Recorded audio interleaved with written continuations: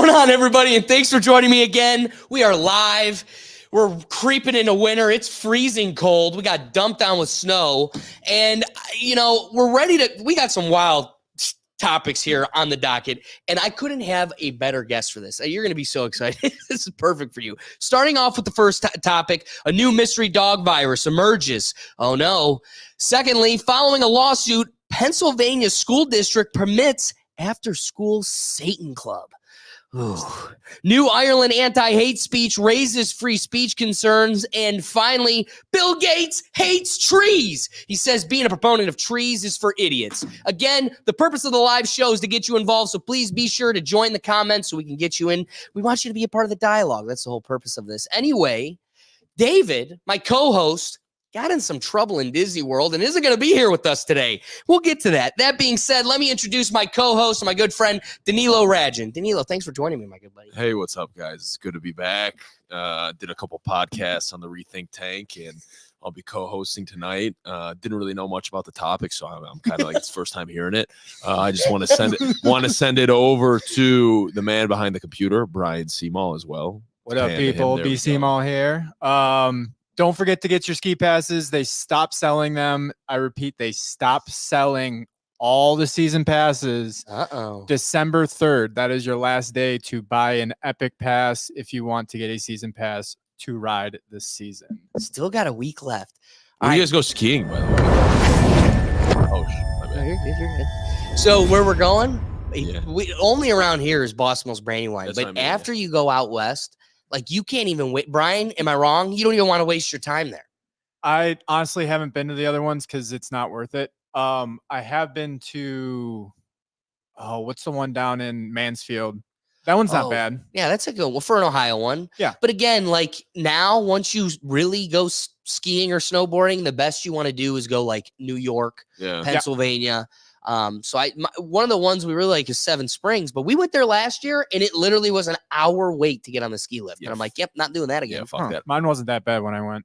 See, it depends. It's hit or miss. But see, I'm going to, not to get derailed on this, but I blame the Epic Pass because I was listening. I'm going up this lift. I'm pissed. I'm looking at this lift worker. She was cute. And I go, can you explain to me why it's like this? This is insane.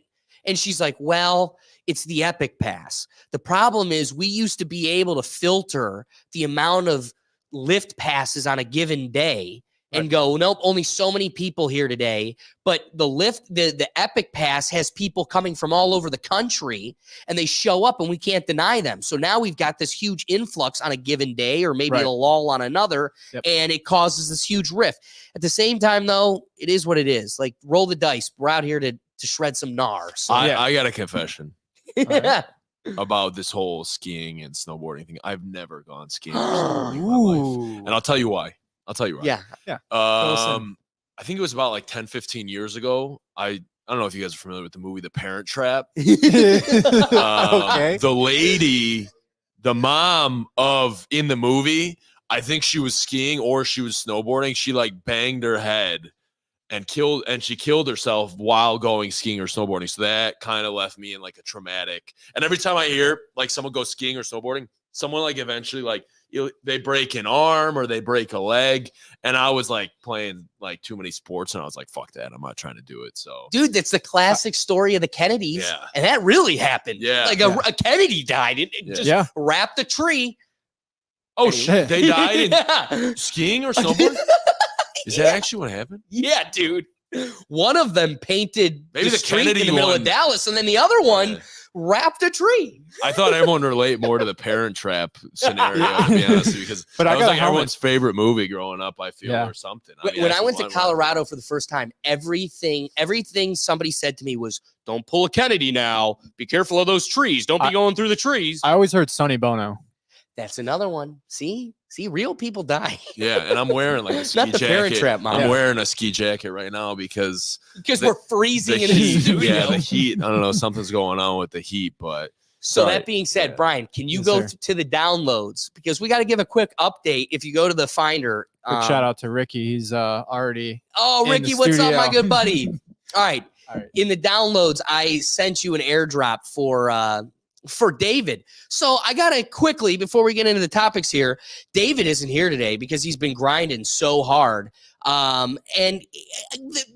There's been this article floating across the news here. Somebody did drugs, went to a small world, and was tripping out and removed all their clothes and was caught on video streaking through It's a Small World. Like, these parents are just on it with their kids. It's probably going to be down with start with replay. Yep. Replay, so we have a video 16. of the girl. Yeah, so there should be 2 of them. She hot? No, I'm kidding. It should be the last one of the replays because it'll be the most recent. Did you hear my question? What's that? I was like, is she hot? No, I'm kidding. Unfortunately, it was a guy, so it's not even. Oh, then it's not. Yeah, exactly. I don't know if I want to see it, though. Oh, that's not it. That's a Kennedy dying. Anyway, it was just going to be a fun bit. This guy got arrested and hauled out. But so wait, what was he? He was tripping? He was tripping. I feel like that would be a cool play. I think that's one of them, Brian. The big red one that you passed. I don't know if it'd be. Yeah, I know. The song would be like that one. Just in my head. I feel like it would be a nightmare, actually. Here. It's going to be tough for you to see Danilo.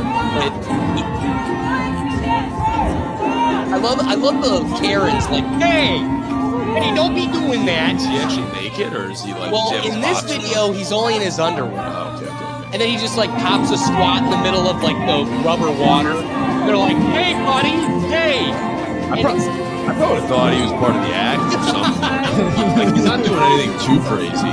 Not to mention the guy's on Mars. Like, yelling at him's not going to change anything. So, Brian, if you go back to it, it's got to be literally the video after that in line.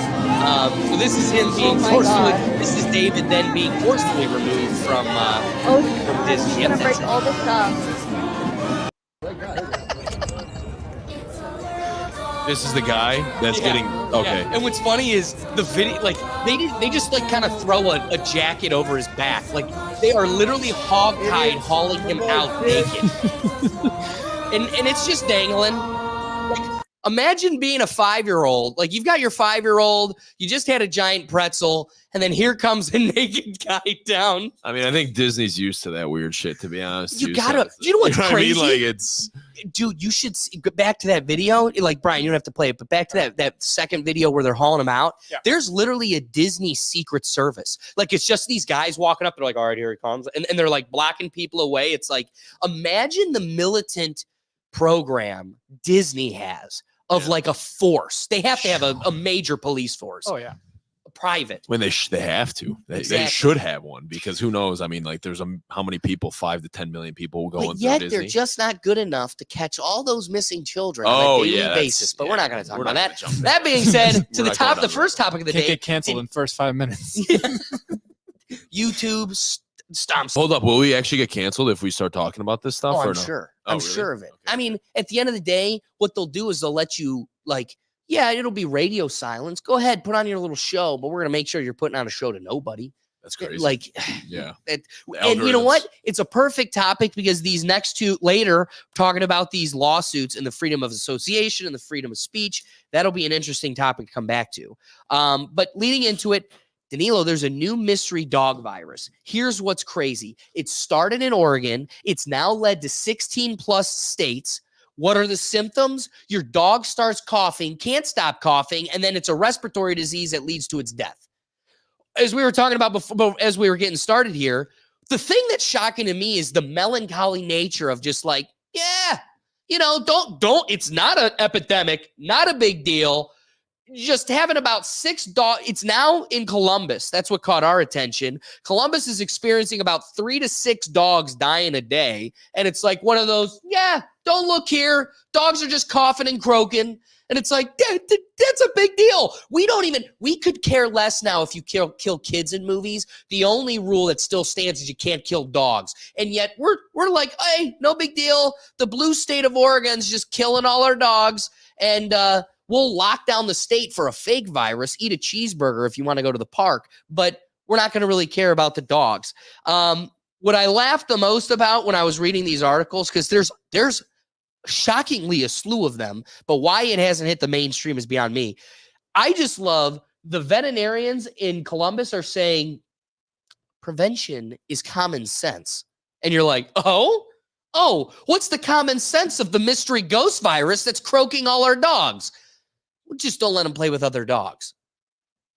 Okay. So I read, can they catch it from humans? I don't think so. Again, not satisfied. So when I dig deep into this thing, what do we have to go off of? This is a mystery virus. We don't know how they catch it. Prevention is common sense. Oh, I'm not so common. Can you please bestow the knowledge upon me? Oh, don't let dogs be dogs and play with other dogs. I don't know. What are your thoughts on this thing? I don't know. I feel like they're just kind of blowing it out of proportion. I feel like 3 to 6 dogs die normally daily. You know what I mean? Especially in like a big city like Columbus. I mean, that's kind of also when they were doing like the COVID numbers. It was like, oh, that's a fair point. Yeah, like a certain amount of people died, but I felt like it was like less people died during the COVID season than like the year before in the flu season. You know what I mean? So I feel like the thing is like, they're going to start saying like the dogs are probably going to be able to like pass it on to humans, and then people aren't going to have like their best friends anymore. Yeah. Then people are going to be going on more antidepressants because they're depressed because they don't have their dogs anymore. And then it's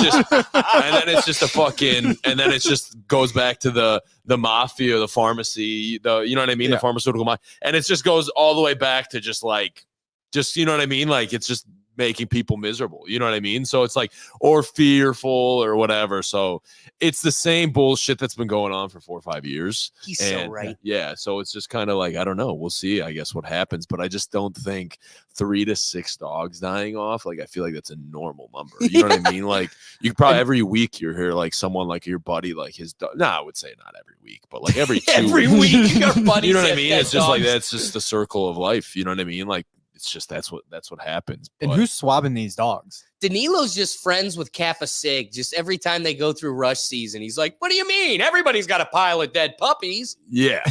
So I don't know. Yeah, I don't know. I wouldn't look into it too much, especially now. It's like maybe remember when they had like that mad cow disease and they started like just killing off, or the swine flu, they started killing off a lot of pigs and cows and all that stuff. Yeah. So let's hope they don't start doing that to dogs. That'll be pretty terrible, to be honest. But I don't know. I guess it's just another scare tactic that if you're not woke, which pisses me off, actually. The way they use the word woke now is like woke is the opposite of actually what woke is. Woke for me is like is more enlightened. This is what like the cool people could like.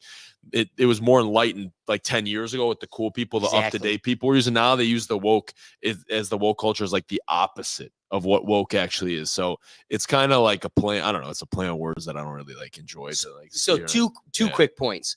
First off, I appreciate that somebody in this room, excluding myself, I obviously don't even apply to this. I'm glad somebody here learn something from the pandemic, because even David and I, when we were getting prepared for this week, we were like, oh, this is pretty alarmist. It's hopping news right now. This is something to actually, investigate. But I like that Danilo learned from the patterns of the powers that be. And if I couldn't entice you to get the government juice with a cheeseburger, then I'm going to get you to do it with your puppy dog. Because that's exactly it. It's how do we compel action? And nobody is going to be more motivated than by their dog. Like that's the most motivating thing we have as a culture. Oh, I mean, maybe a vaccine's going to start coming through about like against the dog disease. So, but then people like what you said, I'm sorry, I didn't mean to no, please. But it's just like what you're saying is like some people love their dogs and they love their other half, you know what I mean, at home. So it's like they'll do whatever for their pets. People feed their dogs better than they feed themselves. So it's definitely a thing that I could see happening, you know what I mean? But remember to take all their medications, give their dogs all the medications when they're not taking the stuff that they need. Now let me ask this. Is my memory deceiving me? Because I remember them pushing COVID vaccines for dogs. Am I misremembering that? I'm not 100% sure, but maybe, because I remember there being a talk of like some people were doing it for their babies, some people weren't, and I thought they were developing one for their dog because they were saying you could give it to your dog or you could get it from your dog, and maybe this is where that line leads. But one last thing I do want to also address is I like to take us down a different road. The divulging in the word woke. Okay. Yeah. What was that? Because there's a cultural phenomenon we do, right? And to speak bluntly, a lot of what's cool and what's hip comes from the African American culture, right? Like rap, how you dress, like through the evolution of our youth growing up, that's kind of what we mirrored, right?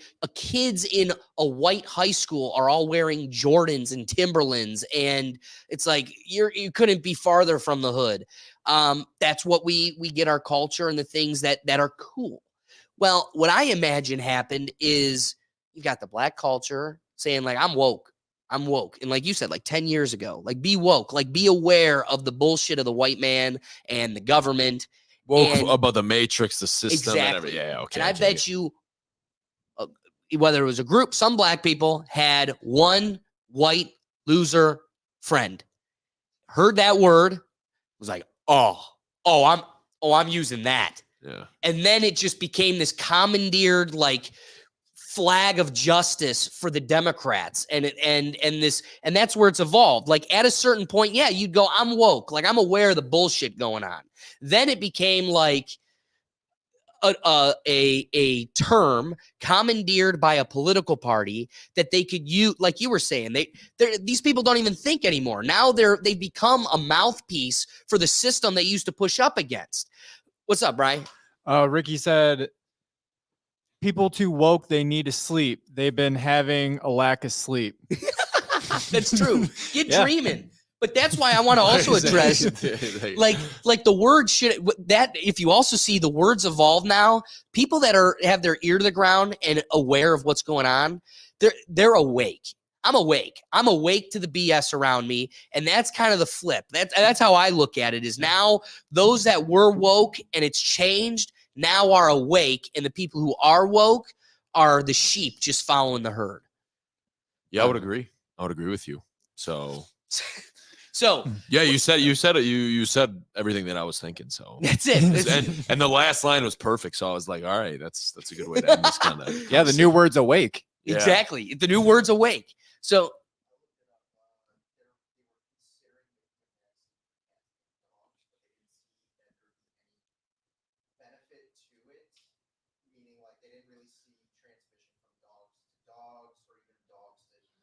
okay. So Will here in the audience, he was saying he looked it up and they did try to create a vaccine for dogs and cats.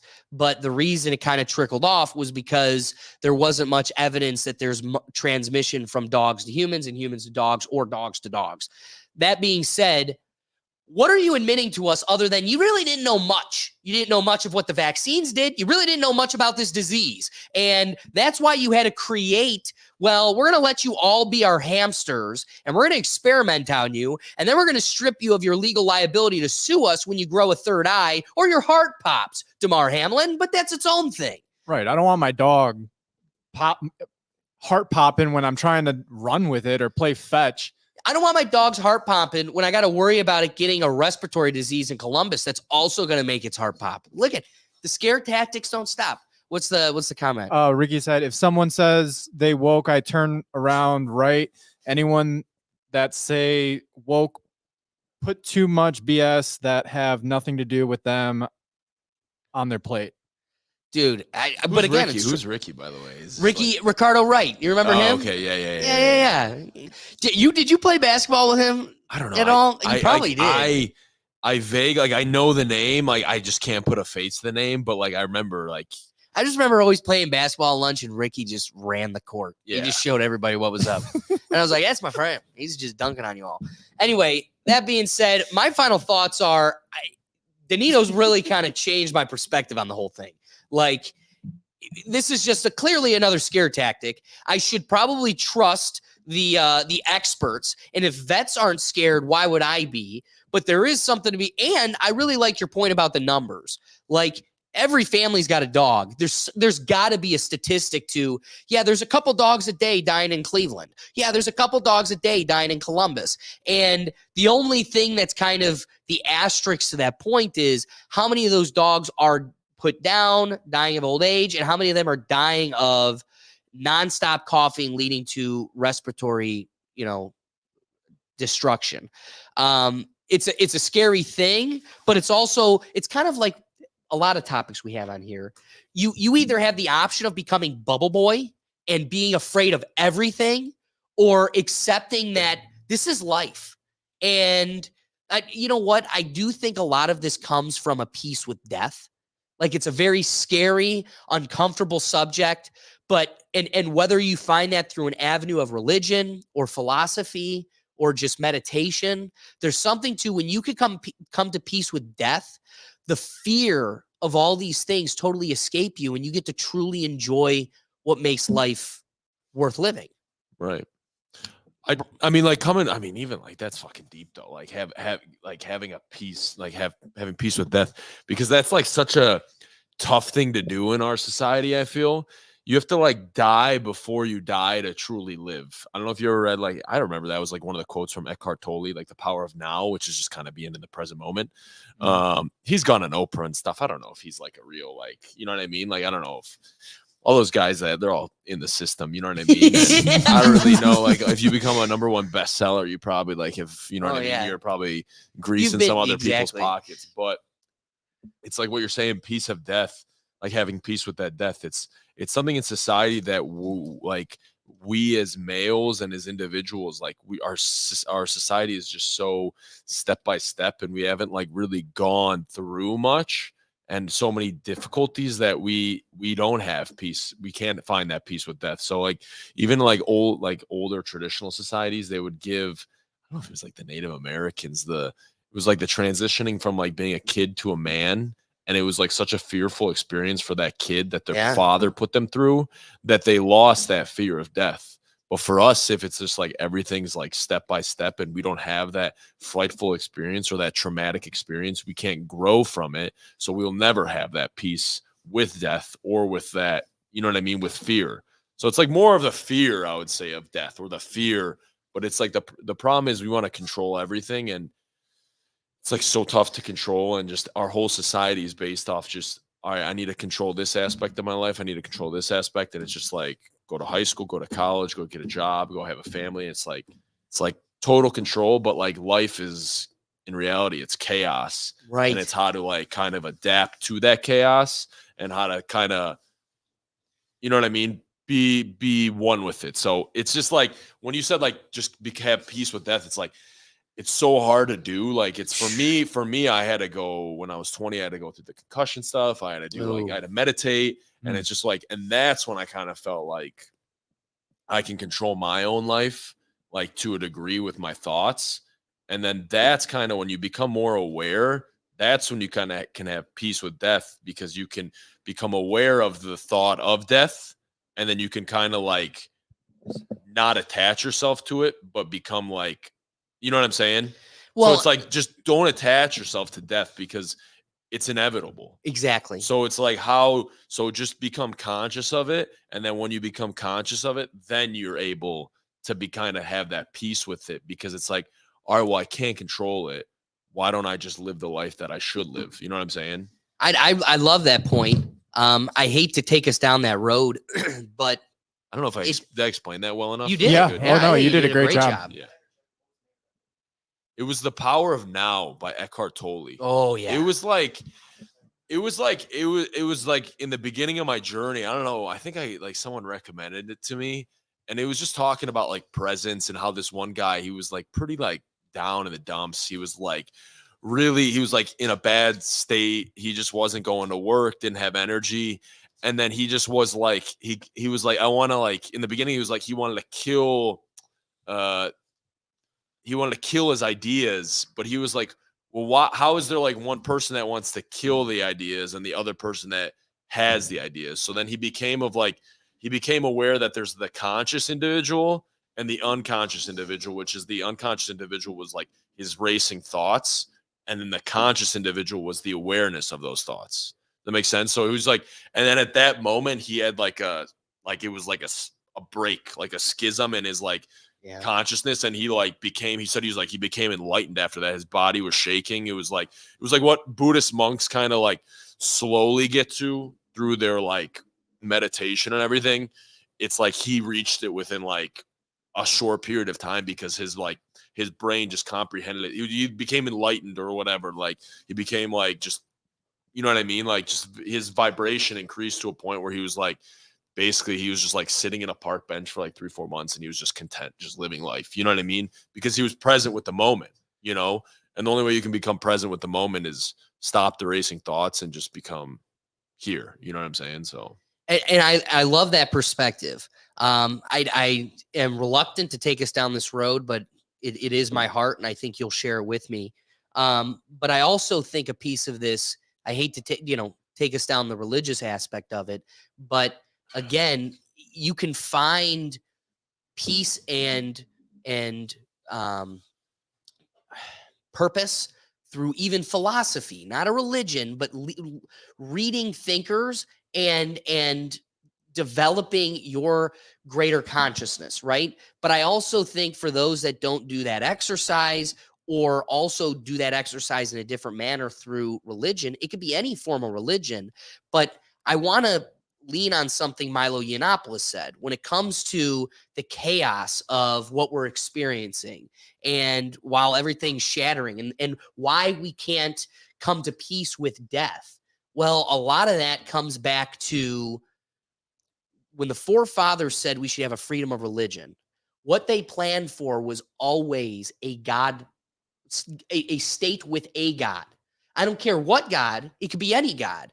But what they never predicted was a godless state.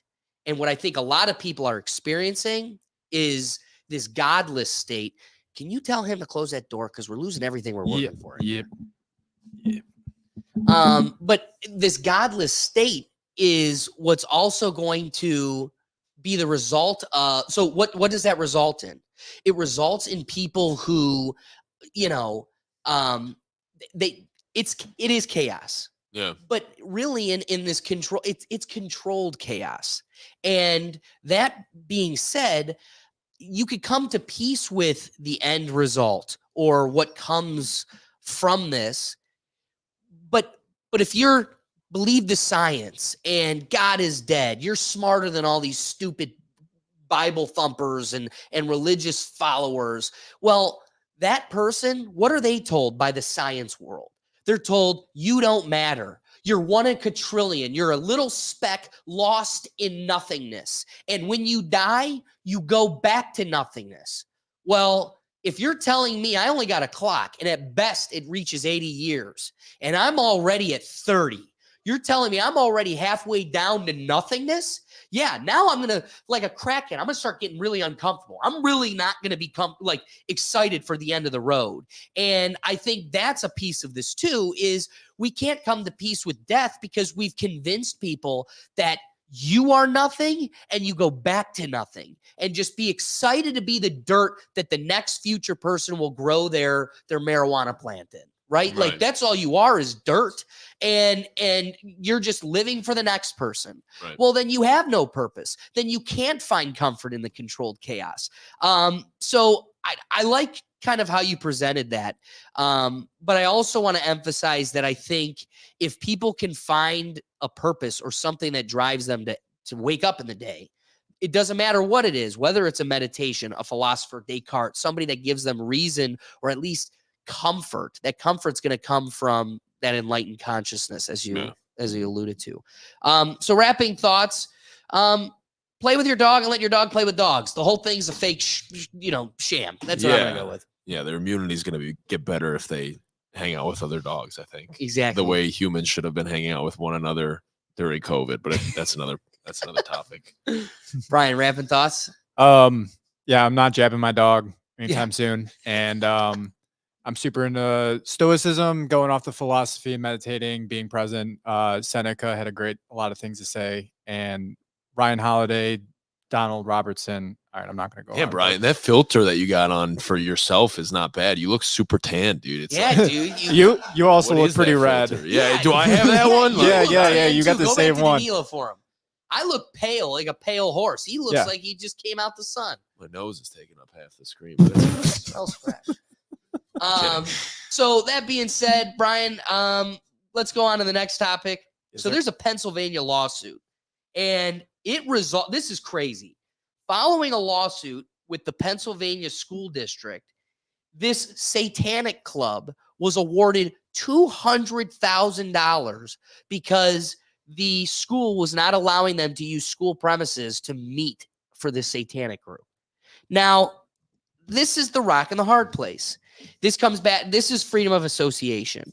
But oftentimes you see it in the context of freedom of speech. Like, if you want to have your BLM riot down the center of town, you got to be allowed to allow KKK people to meet as well. And this lack of reciprocation is kind of the hole in having freedom of association to begin with. If you can associate, but I can't, then we have no freedom. So I hate being put in this position because, Danilo, how many times do we find ourselves dancing around Lucifer, the topic of this evil Lucifer, right? But at some point, we have to acknowledge, if I want to have the freedom to degrade the religion of Fauci, then I have to be able to allow people to associate in the name of Satan. But these are kids. Yeah. So, like, where do you draw the line? But also, some kid just doesn't wake up and love Satan. So if at home you have a family of Satanists, they should be allowed to teach their kid whatever moronic thing they want to. And again, they're looking at me thinking a Christ preacher, and I'm just as moronic as them. So I don't want the state to be that arbiter of truth and say who's right and who's wrong, who's allowed, who's not. But also, you could see how easily manipulated we are. We have a religion of Taylor Swift, right? Just as much as people are practicing Satan after school, Yeah. there's people, and she may be Satan, but Have you seen, like, on Instagram? I don't know if we're gonna, like, do it. Yeah. Because this is Because this David. is like the high.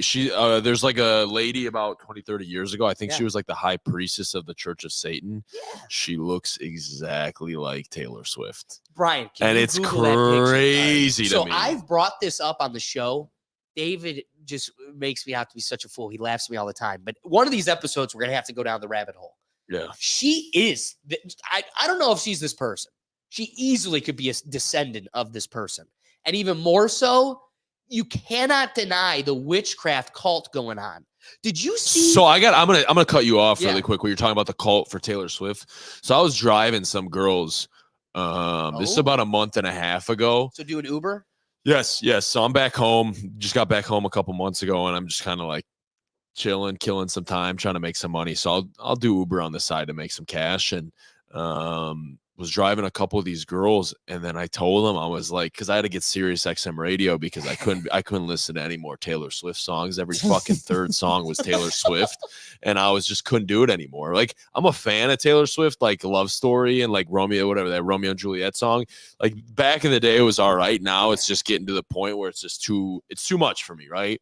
I agree. So I told these girls, I'm like, I think it was I had Sirius XM radio, and a Taylor Swift song came on, and I think I said, like, oh, again, right?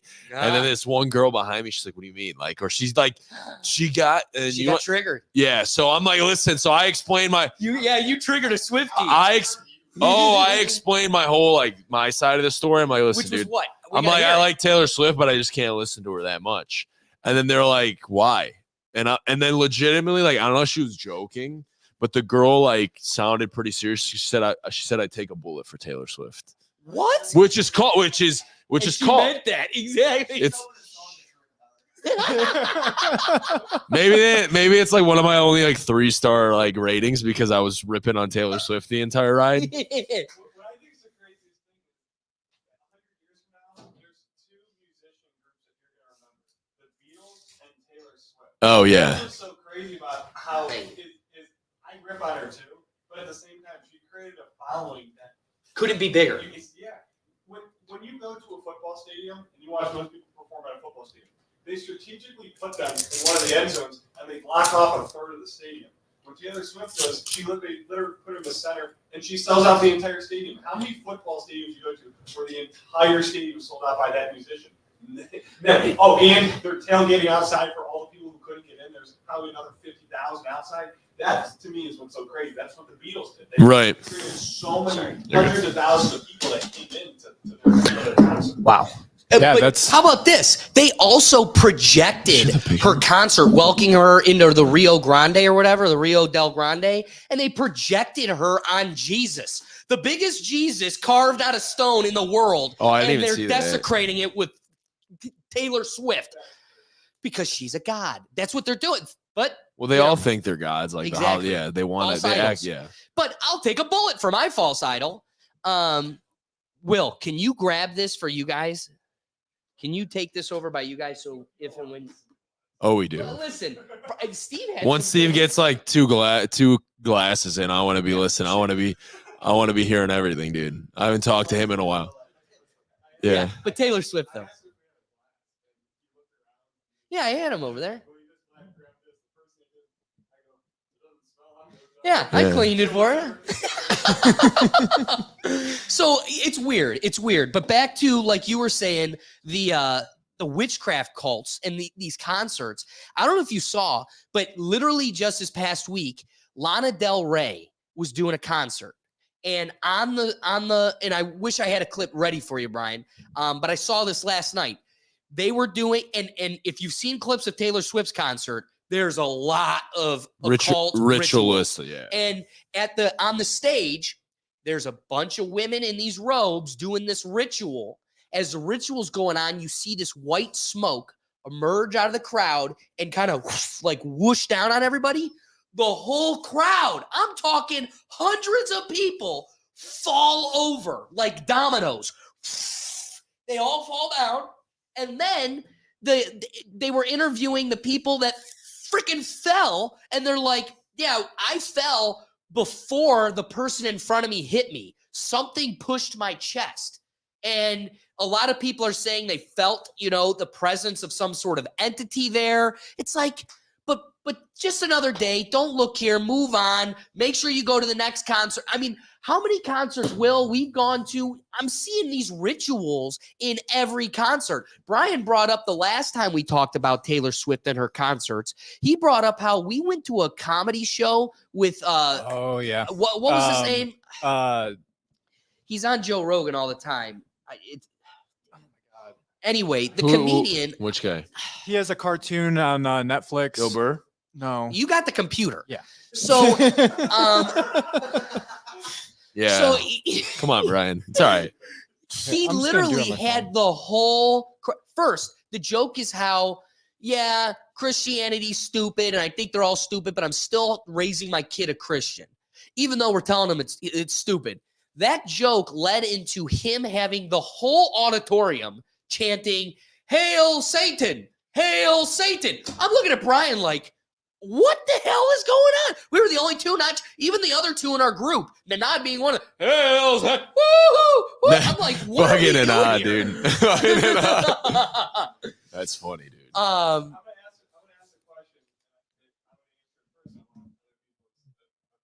Duncan Trussell. Duncan Trussell. That's it.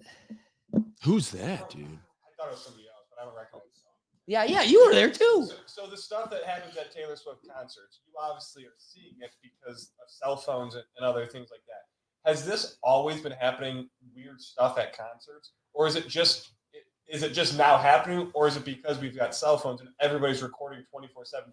Everything's caught on camera now, no matter what, just because in a crowd of 100 people, 7 to 20 of them are going to be recording at any given time because that's just the world we live in.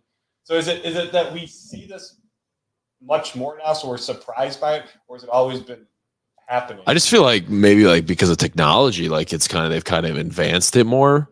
That's I don't what know. I think. Because I mean, what when is you went to Danilo- Woodstock, you weren't seeing like Jimi Hendrix come out with like but what is your flashing position? lights or something behind. You know what I mean? The But reason I asked that because you said at Taylor Swift concert something happened and all these people fell down, right? But like, that is a part of technology. Like, that couldn't have happened at Woodstock. There's not, they don't have something. Right. Danilo says it all the time. This world is vibrations, frequencies, and wavelengths. Yeah. So if what they were able to accomplish, what have we talked about in the past on this show?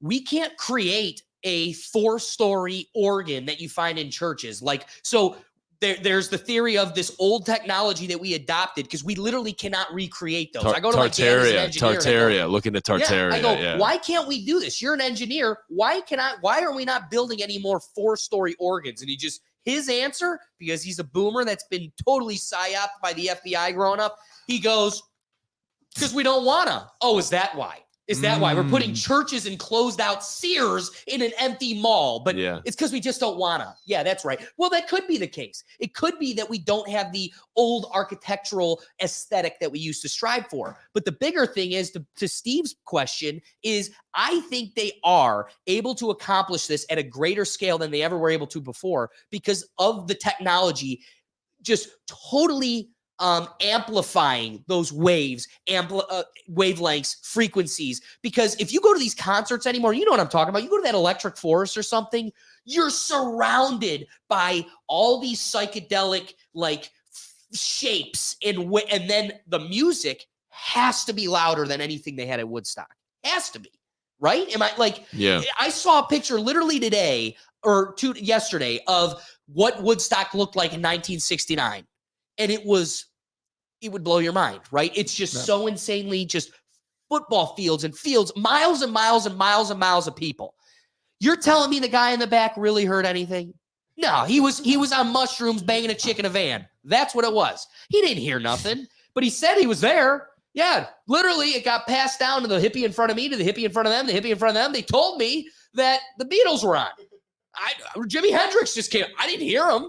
But I get to say I was at a Jimi Hendrix concert. I guarantee that was it. Now, here's what's going on. We got George Soros pot. So weed itself is 30% THC, whereas the hippies at Woodstock were doing 4%.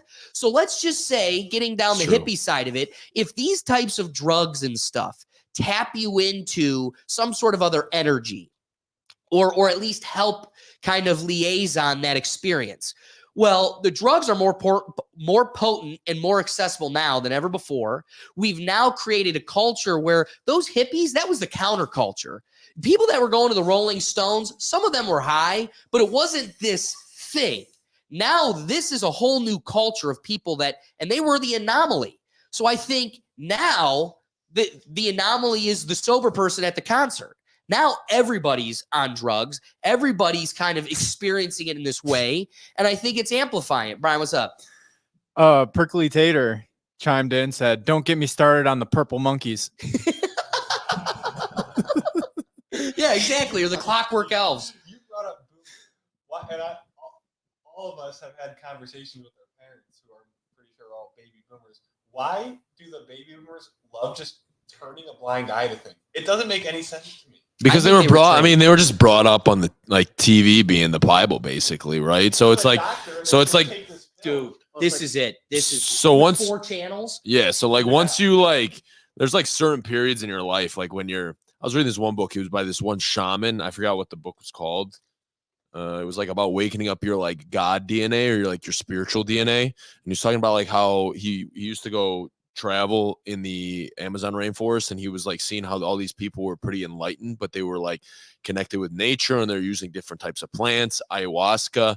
And he was talking, and I remember reading this thing. It was you can become enlightened by you either hit a phase around 20, or if you don't hit it by your 40. And then after 40, if you haven't really wakened up, or you haven't had a very traumatic experience after 40 years old, it's very difficult for your brain kind of to wake up after 40. Maybe it's because maybe it's because your mitochondria, which are the energy cells in your body, because that is to have a lot of energy and to become very spiritual, your mitochondria have to be working at very high levels. And once you get older, obviously you can become more wiser, but you've gained that wisdom through just living life in a certain way. But if you live your life a certain way compared how the Matrix wants you to, you won't become wise. You know what I mean? But you even become more, 100%. You end at 40 years old, you're 60 to 75% of the way through your life, so your brain isn't doing much more exactly at that point either. And I know that sounds crazy, but at 40 years old, you're more than 50% of the way down with your life. So how much more can your brain change past 40? Not much. It's already especially with the food, and actually what he was talking about. I'm gonna get you were talking about the marijuana. Just think about how they like hybridize food, GMO and everything. Yeah. So they keep coming out with like new strains. I mean, obviously we all probably watched Pineapple Express growing up, like that. What was that, Afghan Kush or something? What they were saying? Like how many? So what? Like with food, what's the real like tomato? Like what's the heirloom Dude, tomato? the fact that the first chicken doesn't even exist anymore. Yeah. Like we've evolved the chicken to such a degree. We've genetically modified a chicken to the original chicken doesn't even exist anymore. So it's like go eat a tomato out of your grandpa's backyard. God rest my grandpa's soul. I mean, his tomatoes didn't taste like the tomatoes you get everywhere else because what they do with tomatoes, how they can mass produce them, is they're green when they pick them. They're not red. Yeah. From the back of a truck and gas them and turn them red. That's why they're not like bright. They're like a watery red. When you cut it, all that water comes out because they're not even. They just dye the shit out of it with the gas. Or if you look at bananas, if you get a fresh sack of bananas right now, and especially from like a conventional grocery store, if you let them mature and they get black spots over them, like you know what I'm talking about. When your banana starts getting all these little black dots all over it, what I learned is that's because they were artificially aged. Similar to the tomatoes, that they weren't ripened, and then they were artificially ripened to make them sellable and quick. So there's something there. There's something that, like it looks like a Dalmatian now. Go look at fruit what it used to be when it started. Our watermelons are this big now. Watermelons used to be Brian, big. pull up a picture of an original corn. Yeah, it's crazy what they've done. We like things bigger. It's like no, now you can weigh things by the pound, right? They did this on purpose. They wanted you to weigh everything by the pound, and that's why they grew it so much. I actually saw something on Instagram. This was like, it was like, I think it's like called, it's like Peak Survivalist or something. It's basically this guy that lives off the grid and he teaches you how to like build like flint spears and all that stuff. And he was like how to make a fire from an apple. So he had a lighter, and you know what he did? He had a knife, and he's like, listen, every apple has like these white like shavings. So he was kind of like, it's like to make it like glossy kind of, and he was scraping the white shavings off the apple, the GMO apple, right? Then he and it's flammable. So think about what we're putting into our body if he can go and scrape those white little specks of like glossiness, I don't know what, like some like fat or whatever that makes it flammable, and then we have to go eat that. Think about like an apple back, like I remember, I don't know if I said this on previous podcast, but I was talking to this one guy in Serbia. He was like 75 years old. He was living in this one village in this like beautiful area in Serbia, and he was talking to me, and I was talking to him. I was like, oh, all these plum trees that you planted, I'm like, do you have to spray them? Because I'm interested in like what's called agriculture and all that stuff. And he was telling me, he goes, yeah, these 20 trees, I have to spray them. He goes, these were the American seeds that I bought 20, 30 years ago when they put it in the market when Yugoslavia kind of collapsed, right? So he goes, these trees that I bought, they're from the American brand. He goes, I have to spray them every year. And he did research on as to why he sprayed them. He's like, because they injected these seeds with animal DNA. There's animal DNA in them. God. So they attract the flies and the mosquitoes to the seeds or to the plums, because those flies and mosquitoes, what happens when you have a deer carcass or something, right? What happens? All these mosquitoes and flies go to the deer carcass. So that's why he has to spray these plums, because all these mosquitoes and flies are going to the plums, right? So then he pointed to a tree. This was a pear tree. He goes, my dad planted this 70, 80 years ago. He goes, that tree grows every single year. He probably used like a heirloom seed, right? Heirloom seed. And he goes, I don't have to spray that tree every year, and pears will grow every single year.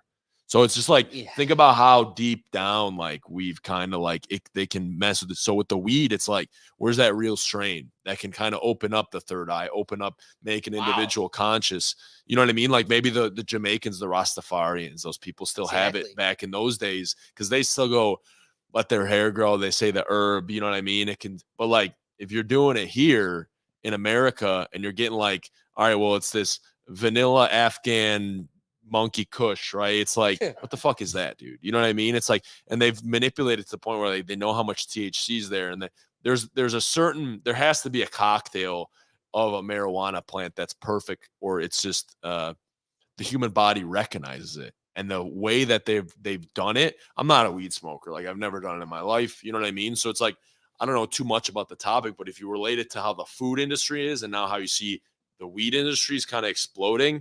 It's like, that weed you're smoking, is it really benefiting you, or is it just kind of like messing with you? You know what I mean? So Yeah. So yeah, sorry to Or go like on, like a tangent. schizophrenics. Like a lot of schizophrenics are coming out after claiming to be stoners and stuff, and that's Right. pretty scary. Right. And I didn't even know about that. Yeah. Here, show that picture real quick because you got it queued up. Yes. So check out how far the corn has gone. Like, that's insane to me. And it's just so we can maximize the dollar. Oh, I never seen Now this picture. everything, I mean, think about how much corn syrup's screwing us up, because that's even cheaper than sugar. Yeah. Sugar's terrible for us, and we can't, that's too expensive. Right. So we've got everything that's processed through this corn, and then like grab a bag of Doritos. The fact that bag of Doritos didn't even come from something organic. It's this, Frankenstein vegetable. And then in addition to that, I mean, Danilo, we are as Americans consuming a credit card's worth of plastic a week. Right. That's insane. So what led us down this road? Steve was asking, why are boomers so easy to fool? And I think it comes back to the classic metaphor to fleas. If you had fleas in a jar, if you had the lid open, fleas can fly or jump to, yards. But if you put a lid on that jar, the fleas will jump until they bonk their head like crazy, and then you condition them to that. Take the lid off, and they will only jump to the height of where that lid used to be. They will never exceed that. What's crazy about that phenomena is then they raise children, those fleas, children that were never conditioned about the lid. Yeah. But they're taught by their elders, and then they never go beyond that lid. So I think, like this a lot. So yeah, what I like think this. is going on is you have the desperate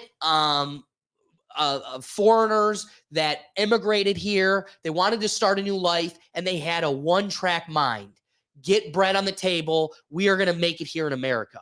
They didn't have the luxury to chop it up about, Elvis. And Right. Elvis's music is the devil. Only the comfortable people got to have those dialogues. The masses had to keep their nose down and grind. So they then instilled that into their kids. But the boomers, they got to come in a time where there was a lot of them, the big boom. But at the same time, everybody's a lot more comfortable. A lot of people they get to go, my mom worked really, really, really hard, but, they had TV now. They had electricity. You talk to your parents. What is their biggest grievance? Well, I didn't have a remote like you. I had to get up and change the channel for my dad. And it's like, yeah, that was the ceiling to your problems, was how the TV worked. Yeah. No, so I'm trying to find it on social media right now. I can't find it, but I watched this video not too long ago. The exact same thing to the flea an analogy you just made, but it was with monkeys. And there's this. Yes. They put a ladder. Bananas at the ladder. They put a ladder to get either out of the cage or like to get bananas or something. And anytime that any of the monkeys tried to climb this ladder, somebody sprayed them sprayed the other monkeys. No, sprayed any of the monkeys, because early on, all the monkeys were just trying to get the bananas, right? So they're all doing it, and they're all getting sprayed. So that finally, any monkey who would climb the ladder, the monkeys would attack because they're all going to get sprayed then. So it became conditioned to them that anytime so they replaced one of the monkeys with a new monkey. Of course, that new monkey tried to climb. All the monkeys just beat the crap out of that monkey. And then so they replaced all the monkeys basically over time, and all the monkeys were conditioned that anybody who climbs a ladder, we're going to beat the crap out of. And it's almost kind of like what you're looking at humans today. Anybody who says this, we're going to go attack. And it's like, what? Listen. Which is, sorry. Yeah, no, please go. I like, and you like mentioned like the immigrants that came to America, and it's like they're like trying to instill that mentality to their kids as well. But the immigrant mentality cannot work in today's society. It's because like back then you had one guy basically feeding a whole family, and he bought a house for like the price of a pack of grapes at Whole Foods now. You know what I mean? It's like, it just doesn't work. You know what I mean? You can work hard, you can do this, you can do that, you can get a side hustle, and it's like, all right, well, where am I going to win? Then you gotta have the housing market's through the roof. Where can you buy a house? Where can you get a condo? Cars are more expensive. It's like you're basically swarming in like you're like swimming in a pool of debt.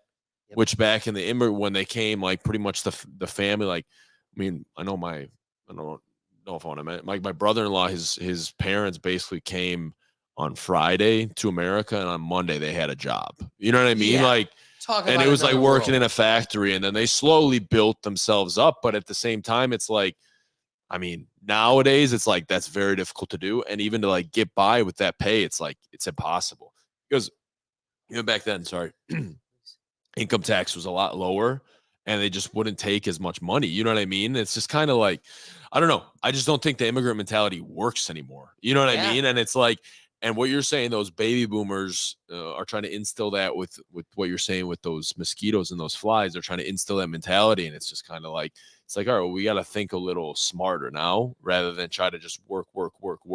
I think working hard is good. It's something that you need. Right. But at the same time, with today's society, it's like, how do I work smarter rather than harder? Because that's how I think you can get an edge, So And you know what? I think you're right. Work smarter, not harder, and we're able to work smarter because there's such a boom right now in information through technology, through communication between all of us. We're able to be more aware. Listen, you were able to get away with a lot more in the 60s even compared to today because of just there was one source of information, whether it was through the radio, through the newspaper, and it was controlled. Well, now you could get it from some crazy kid in Ohio just as much as you could get it from Fox News. And how about this? They did not want us to know about a train that tipped over in East Palestine, Ohio.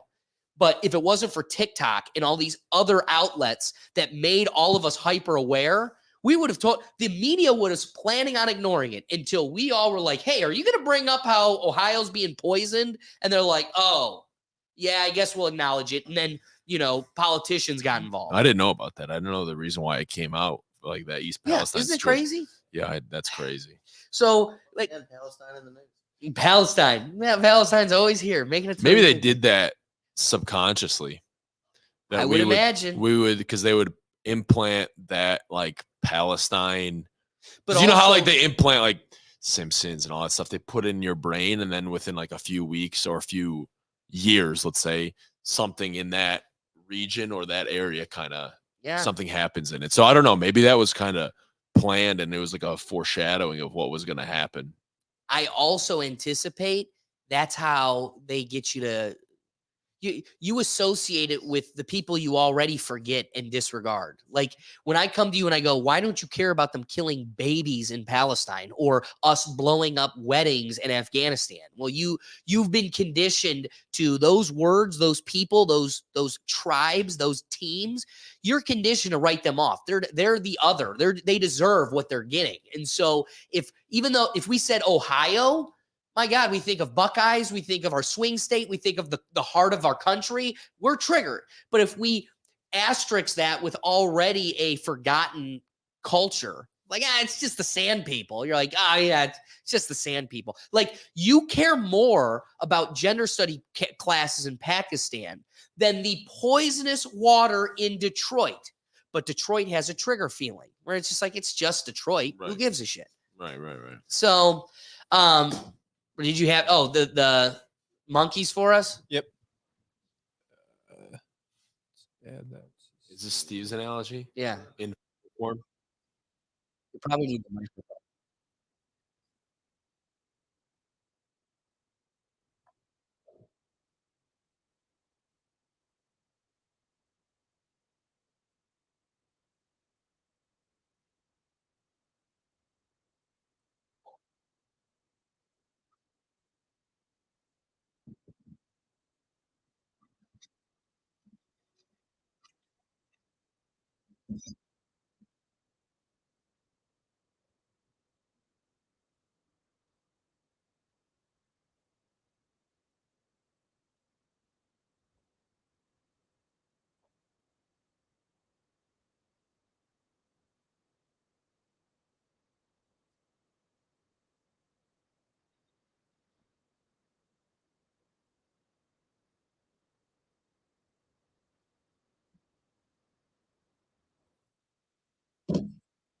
That's Bruce Lipton's voice. Is it? Okay. I reckon. be. I don't, all right. Did he like think of? Yeah. Did he think of like Lipton tea? No, I'm kidding. Yeah. But again, it's an interesting concept, and you see how it works. Like, again, try getting a boomer parent to even consider, like you know, with a capital K knowledge that we are on a ball. Prove it to me. And they get like, maybe I'm projecting on all of them, and I'm just talking about my father, but they get so freaking mad. Like you've shaken their reality, their core to such a degree that they don't even want to investigate it. And once you start highlighting where their knowledge falls short, it actually creates like a knee-jerk reaction. They actually, it's putting a mirror to them. And because they've never seen what they look like ever, the image is so shocking they can't even compute it. They refuse to compute it. And because it shakes their core so much, it angers them. It's a weird thing. Anyway, that being said, that being said, I think we got to move on to the next topic. Because this one, I hope probably this one was a deep one. So hopefully the next one won't. Yeah, we started off with the Satanism, and then we just kind of like drifted away. Because I like that though, right? You know what I mean? Like, because we get into like more deeper. Like, I mean, they're just like the Satan school. Like, get out of here, dude. That's crazy, right. Dude. Like, what? I don't even know how to like comment on that. Like, just think about that, dude. Like, dude, imagine taking the pamphlet to your parents, being like, "Hey, can you fill out the form for Satan Club?" Mom, I got some. Dues are $200. You're joking. Right? I got a big resume booster. I was walking to Spanish Club, but then I caught the other door and it caught my eye. yeah. No, but again, that's why we only touched upon it, because what are we going to say? I admit I don't like this club. I don't stand for the club, but acknowledging the freedoms that we want to preserve here, I'm not going to prevent your club. I just hope that I can create an education among the masses to where it doesn't appeal to them. The scary thing is how this is becoming ever increasingly appealing to our society. But again, that being said, maybe this is why the government needs to insert themselves. So Ireland has created a new anti-hate speech law, and it raises some free speech concerns. Now, we have hate speech limitations here, and that makes sense. It leads to danger, it leads to violence, and with those specific factors, it should definitely be stopped. But also, we have other freedoms that are allowed, most specifically satire. Again, this is the fine line is jokes and sharing a laugh, and how far does that go before it creates violence and is dangerous? Why this new Ireland law is getting so much attention, interestingly enough, it isn't just speech. It also, you got to ask, or it isn't just like spoken language. It articulates in the law memes and internet images and posts. How can you control that? Exactly. And what the scary part is, it's going so far as to things that you haven't even posted publicly, but have shared or collected within your library. If it is something that is considered hate speech and is criminalized, and you possess it, shared it, or in some way have it saved in a library, you can be criminalized for it. Well, that's a scary thing. Where do you draw that line, and who becomes the dictator or identifier of what's hate speech and what's not? I'll be that. Well, then nothing's hate speech, right? But they'll see on the resume, Satan Club. Yeah. Say what you want, do what you want, do consequences. Exactly. So that's the scary place where I've gotten to. Is I'm all for anti-hate speech, and I understand that you have the freedom of speech, but you don't have the freedom to speak. What's the word? Vulgarity. There's a specific legal word, but like, listen, like, I'm all for that too, but like, if someone's being a jackass, someone's got to tell him he's being a jackass. You know what I mean? Like, it's just kind of like how far, like, what is it? Like, you can be an idiot pretty much every day of your life, but it's like you can't tell him because he's just like anti-hate. You know what I mean? but Will, does that, you know what I'm saying? Like, it's like no one's holding each other accountable when they make that. Wait, what did you say? Holding each other accountable. can we also admit that probably this is a symptom of something we've lost in society? Our grandfathers, but even our fathers, it kind of lost it with our fathers, but definitely our grandfathers. You just started saying something off token and you just got slapped. That was just it. You just went pop and it was over. Just think about Bob Knight, the guy that passed away like 2-3 weeks ago. That guy would not be able to do anything in today's society. But how many people, because in reality, like you gotta, like, to create men, you kind of have to have like a strong, you know what I mean? Like strong hand. You have to be more disciplined. You have to be strict with them. So they learn the way of the man. You know what I mean? And I think that's why when you're going through when a lot of people were going through the ringer with Bob Knight, they're like, fuck this guy. But then after, when you came out of that school and you created so many of these good habits while you were there, everyone kind of respected him. But at the same time, that guy would be in Ireland. I fucking love Ireland because they have really good Kerrygold grass-fed butter. I'm like, I really like them for that. But For their so butter. good. I But can't relate to that at all, and I'm Irish. but this anti-hate speech, it's like, come on, dude. You know what I mean? It's like you're just creating a generation of just soft men. You know what I mean? Because and it's like, think about why you had to do that. Because in any other world, you say something at a pub that's crazy, you get your actions are corrected instantly. But now we have too many sausages that are hiding behind screens and never have that direct confrontation with their actions. So then we need a legal recourse, because how do we get these people without any actual social correction? If we were in a classroom, I could correct your shit real quick. yeah. But if you're behind a screen miles away, the only thing I can do is look to the government. Like, you going to stop them? It caused my kid to kill themselves. Right. It's a We got a couple things from What you. you just said, elaborate a little bit. Tough times create strong men. Strong men create easy times. Easy times create weak men. Weak men create tough times. You have to raise warriors, not parasites. ooh. Yeah, no, I was actually thinking that in my head. I just didn't know the exact whole quote, but I mean, that's been like coming around a lot the past couple of years, because it's just like, I feel like now society's Like Alex, going based off of what you said, it's like, you know, talk shit, get hit, right? The whole thing, like, that's all gone now. It's all It's gone. like not enough kids. I think a lot of kids growing up today, they have gotten like an ass kicking, whether they gave it or they've gotten it. You know? And to take that a step further too, it's almost like, unless the person that's being a jackass can beat the shit out of everyone around them, it's like, instead of telling a jackass, like, go back to old school and like show him he's being a jackass, right? Right. And, you know, this comes back to my classic point. And again, I was bullied. So I'm not sitting here being an advocate for something that I benefited from. At the same time, we all bullied and we all got bullied. That's just life. And if you go to my Instagram story, I shared today, this comedian does like a 40-second bit. I absolutely loved it. And like Judge D said today, everything that's funny, every comedian has a little bit of truth behind it, and that's what makes it so special. But his bit was about how, yeah, if you notice, this trend of increase in school shootings also follows the trend of us defeating bullying. When you eliminated bullying out of the schools, school shootings went through the roof. And also, as the comedian said, he goes, something else I picked up from that trend is you aren't seeing bullies being the ones shooting up schools. So the second, and he goes, the other part of the joke, he goes, who writes a manifesto? Some nerd who deserves to be slapped. And he goes, the second you start writing in your journal at the lunch table, your manifesto, some bully's going to slap that out of your hand. And guess what? No school shooting.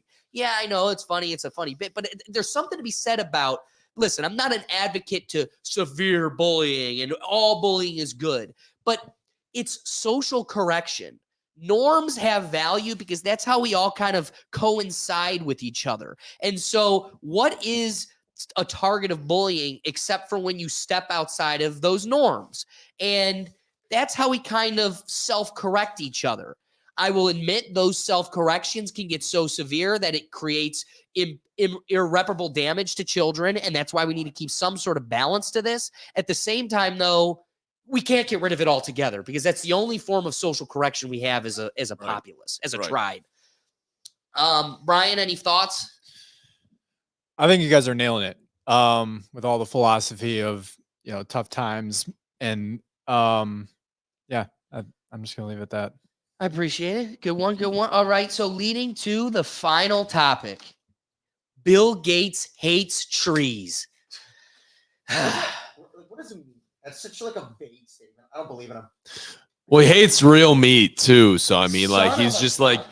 I mean, all that stuff is just kind of, it's just getting to the point where I have to. what, he's gonna burn down all the trees so we don't have any more oxygen. We don't have any more oxygen anymore, and we all just die basically, which is a very real possibility. Just lasered the fuck out of Hawaii. Yeah.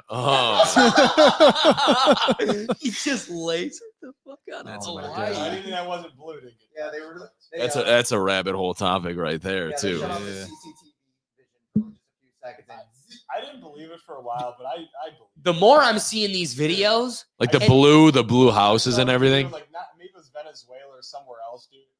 It's a straight laser coming down. All of a sudden, like 30 minutes later, a huge flame is going out. Like trees are burning and shit. I'm like, this is something's going on. Well, I'm in like another thing now. We're talking about the trees.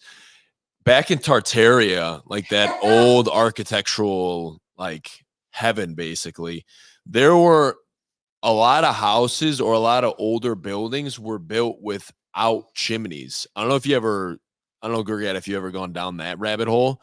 So yeah, so basically they were using, I don't know if it was radium or something. They had a certain technology that would basically heat the home without burning wood. What? Yeah. That doesn't sound So good. what? How was No. But it was like energy apparently. So like why? So what a way to basically kind of maybe, I don't know. I haven't looked into it a lot. This is like I remember it from like 2 or 3 years ago when I was looking into it, and it's like, well, trees give oxygen, right? Basically to the entire That's what the to- science I was 2 told to hour trust says. 2 hour atmosphere. So what a way to like basically humans slowly killing off our oxygen levels by killing off trees. Does that make sense? To heat our homes, to do different things. But if there was this technology maybe 120, 130 years ago that we didn't have to kill these trees, or we didn't have to chop these trees, and there was like an element that basically was able to heat our homes, we would have so much oxygen. So the whole key to enlightenment and consciousness and a lot of things with mitochondria is oxygen, right? So the less oxygen we have, the less conscious and the less enlightened we are. So think about how they are slowly but surely killing off our trees, and now Bill Gates, obviously, he's got to be the proponent. What of a it. perfect segue. Because here's what's going on. I'm seeing these TikToks of this clip of Bill Gates mocking people for being pro trees. And I'm like, all right. I got to see this in context because it really just cuts. The second he calls people that are saying plant trees idiots, it cuts. And when you play this video, this is the only thing I didn't get to prep before, and we're gonna have to look it up. Okay. The guy interviewing him says, "Well, I'd love to hear what so and so has to say about your comment." Whatever that name is, I'm gonna have you Google who he is, because Bill Gates makes a scoffing face, like he's pissed that you even said his name, and he doesn't even acknowledge him. He just takes a sip, gives a scowl, and puts it down. I'd like to believe that guy is probably a big advocate for trees and probably the natural resurrection of our country, or of our healthy environment, versus creating more machines that can fix the problem from making machines. That being said, Brian, play this. So the video is 35 minutes long. Let's watch the whole thing. No. I'm This kidding. is just a minute and a half. Let's comment on that. It's an interview from the New York Times with David Galez. Bill Gates shares his doubts about tree planting, but is bullish about carbon capture and the promise of technological innovation. This was all done at the Climate Forward conference. So if you can play this clip. About something you just mentioned, you're the largest individual customer at Climeworks. Climeworks is one of the most scaled and advanced carbon capture and sequestration companies. What does it mean that you're the single biggest customer? What does that look like? What kind of a customer are you? Check. Yeah. But are you offsetting your own personal emissions Yes. with that? And can you give us a sense of the scale? Yeah. Of that? What do you mean? Yeah. It's like 10 million a year. Okay. And just It's to be a variety of things. The Climeworks is part of it. Buying electric heat pumps for low-income housing where they get the benefits of lower monthly bills, and I take the carbon credits for those things. There's solar panels. There's a huge variety of things. I don't use some of the less proven approaches. such as. I don't plant trees. There's a lot of people who are very enamored with trees. We've got trees on this stage. Some people would even say that if you just planted enough trees, it could take care of the climate issue altogether. And that's complete nonsense. Okay. I mean, are we the science people or are we the idiots? Which one do we want to be?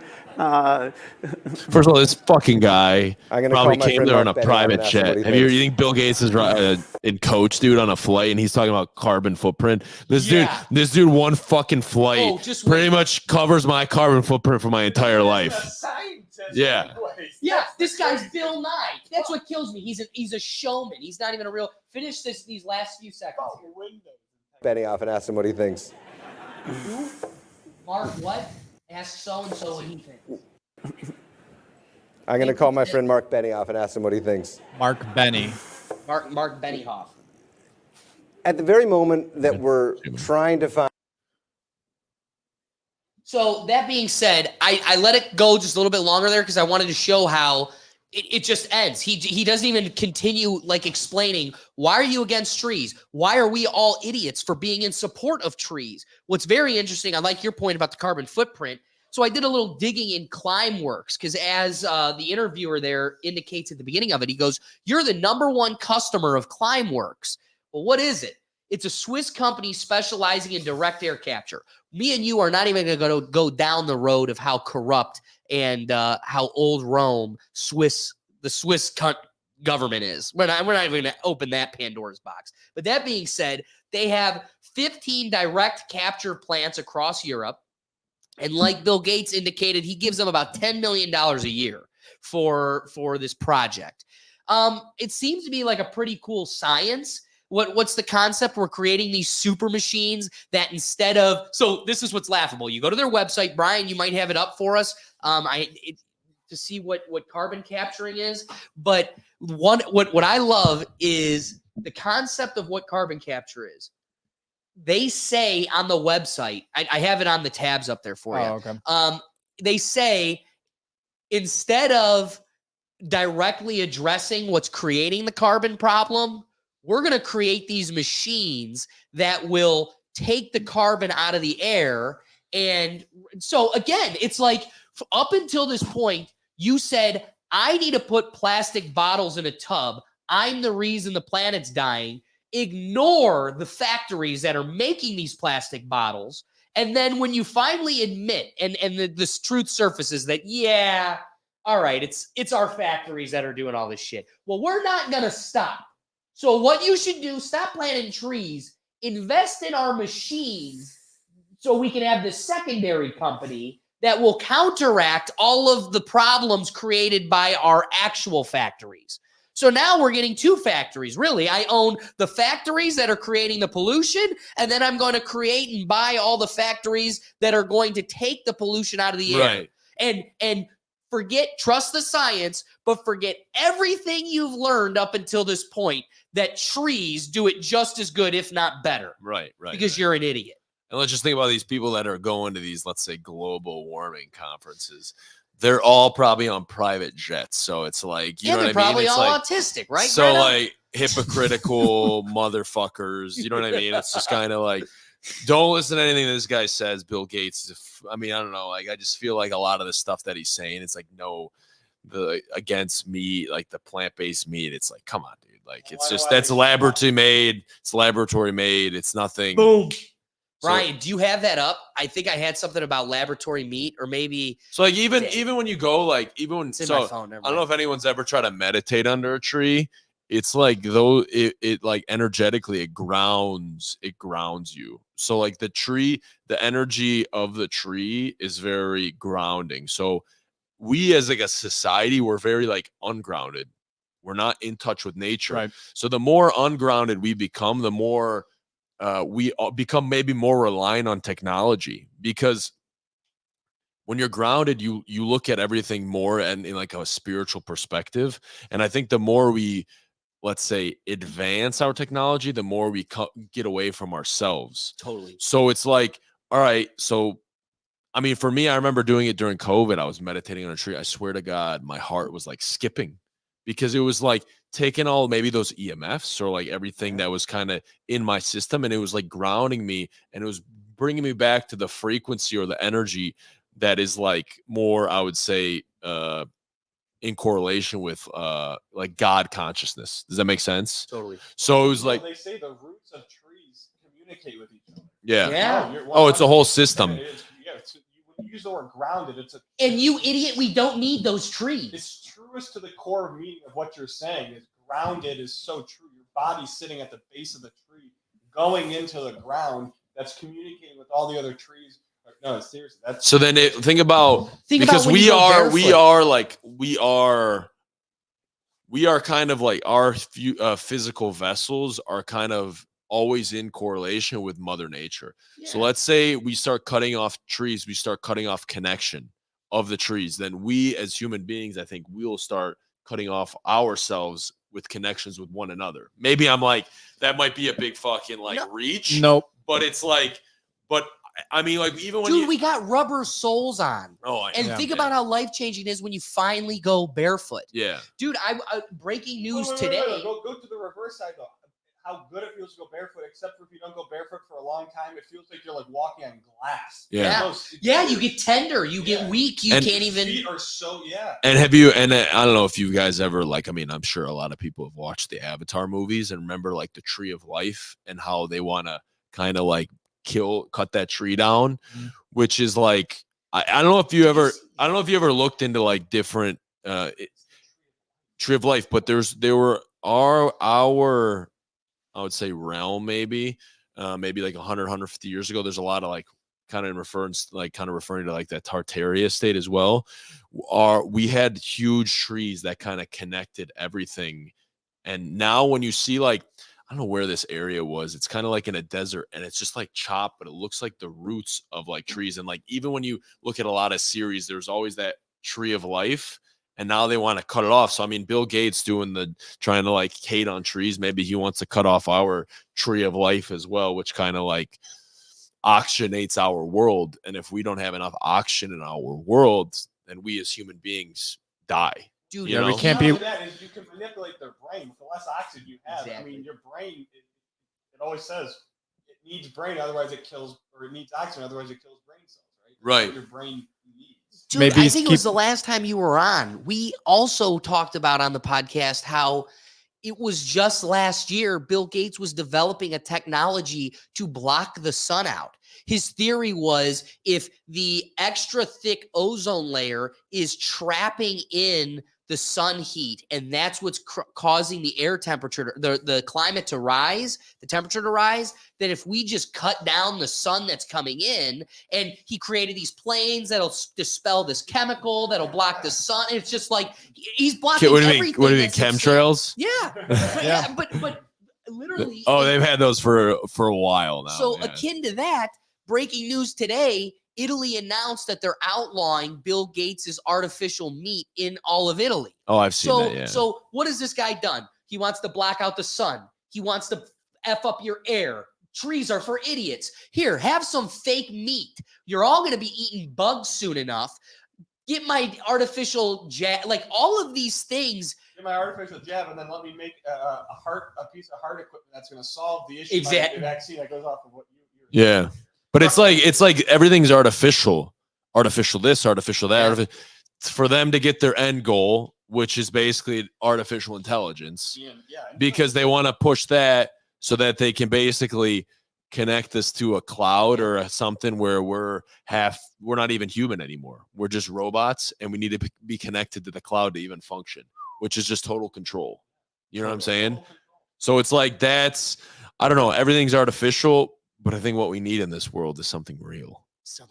No, I'm kidding. I made my voice really deep there just to kind of like hit it home. But no, I don't know, dude. It's getting to the point where it's just kind of like anything this guy says is kind of like you got to take it with a grain of salt. I mean, he's just pushing these crazy agendas, which are just not good for the human body and for the human being. And if you follow him, I don't know, man. Like I feel like there's no coming back if you haven't realized at this point that Bill Gates is kind of that was a question I was going to lean on next is try to put yourself in the other shoes.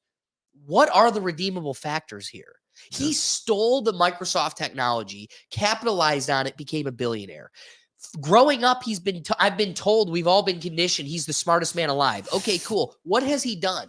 He gives a drop in the bucket here. He gives a drop in the bucket here. I'm a big philanthropist. Like But then when you vaccinated look- all of Africa, basically. Right. Which No, is, but then when you come look on, at dude. what he really invests in, the couple $1 million, $1 million here, $1 million there, the big investments, $10 million to a company that pats me on the back. I am the second biggest donor to the World Health Organization. You could say that's a good intention. I care about the health of the world. But if you actually look at the organization itself, what it carries out across the globe, and how it has an agenda like anything else, the fact that this human being is investing more than any other country besides one to this group speaks volumes to it. But I guess the question I'm coming back to is the person that still blindly finds faith in Bill Gates. Where are the redeemable characteristics? Yeah. He's not even married to his trans wife anymore. So like what's the redeemable characteristic anymore? Your face. Yeah, I wish I got that. I saw it. Yeah, dude. And I think he's like the biggest owner of like land in America or something. He's bought everything up, that's another which is another way to just kind of, suffocate the market. because once you go off grid, you're not dependent on the system. You can have your own garden. You can have your own cows. You can have your own goats. You can have cheese. You can have meats. You can have your own cows. They fart and Yeah, Right, they're methane. creating. I forgot. And then you got a vaccine where they got to kill them off, and it's just like it's getting to like we were just talking about this before you came in about like the what was it, the dog new dog disease or something. It's just kind of like see the virus going across China schools. It's going to be here in what? Oh, yeah. months? It's Yeah. probably already making its way. They want to let us get infected with it first and be like, oh, I guess we got another pandemic. Brian, you said you had a comment for us? Oh yeah. yeah. Well, first I wanted to say that he also invested hugely in mosquitoes and trying to Forgot about implement mosquitoes into society to that. And they were prevent. genetically modified. Yeah, to prevent malaria, even though Yeah, it they wasn't wanted to really put- around here. Didn't they Now want it to put is. a vaccine in the? Yeah. They were going to put a vaccine I didn't even know, in the yeah. mosquitoes. I That's knew what about it the was. mosquito. Yeah. And they dropped them off in like Alabama, Florida, Yep. like DC and stuff. We do have a comment. You see the clip of Joe Rogan talking about how much of a clown Bill Gates is to suggest that we should be adding foods like plant-based meats when we physically look at the way he does. When he physically looks the way he does. Yeah, that's a perfect. Who point, too. commented?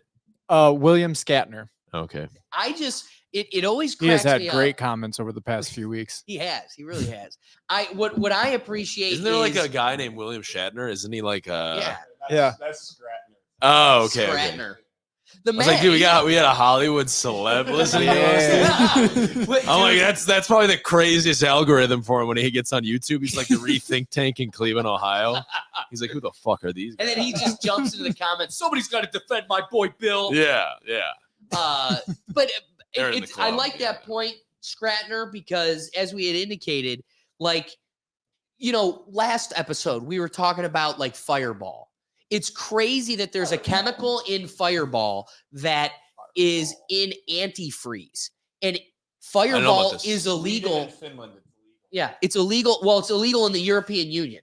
So I had no idea. I never you knew can't about this. just go pick up a bottle of Fireball whiskey, and it's because of this chemical, glycol, something Yeah, like rival glyphosate. glycol, and because of that, This guy's rapping over here. because of that, we can't have it. So I'm sitting here scratching my head, and I'm like, we have blind faith in our agencies. The FCC, all of these agencies that are looking out for our health and our betterment, and yet the European Union's doing more protection than ours. Well, you can make the claim that it's freedom. Yeah, what's up? Fireball was recalled due to concerns it contained an ingredient used in antifreeze. This ingredient is propylene glycol, otherwise known as part of the mixture used to de-ice airplanes. Dude, I've seen that In in like 2014, Fireball was recalled in European countries because propylene glycol levels were deemed too high.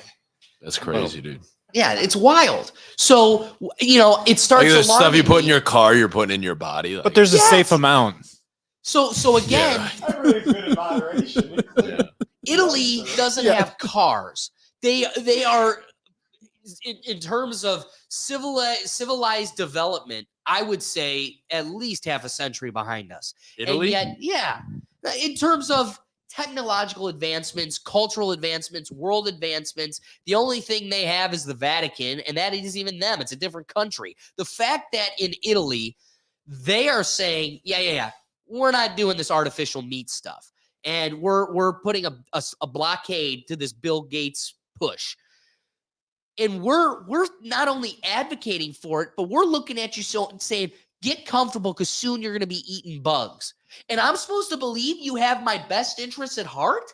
Like, what am I missing? Italy has my best interests more than you do at this point. Well, at the LA Dodgers, we can get fried grasshoppers. You know, but I also want to walk. Really? But How much are those? Probably 24. Yeah, it's like 40 it's like bucks. in LA, like Los Angeles, like delicacy. Like people are like insects. But people you think know, they're enlightened by eating them. Like, get the fuck out of here. Steve's making me acknowledge an important piece, and it's that we have the freedom.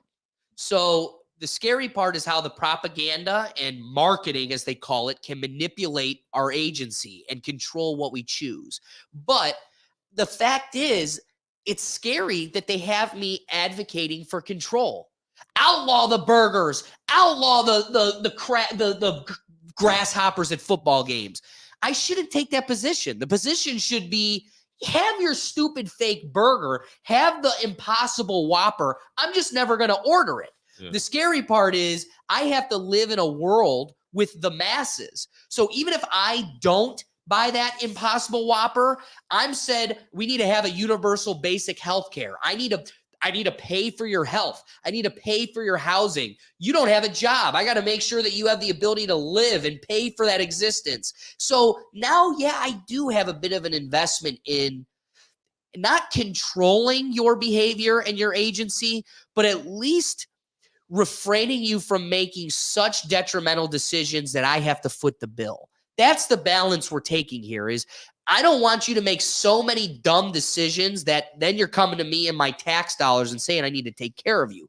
At the same time, we should have the freedom to have you want to sell, I don't know, lighter fluid as skin lotion.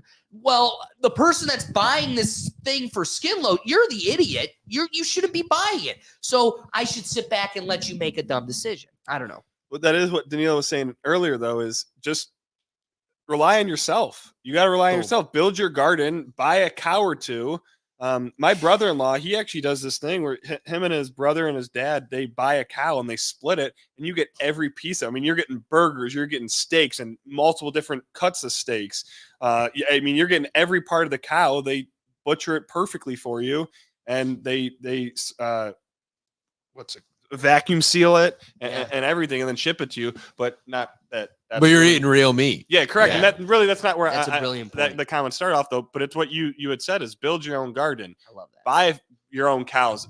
Obviously have them reproduce and you've got that. Buy land. But it's but the thing by the is, way, reproducing only happens between a man and a woman. Right.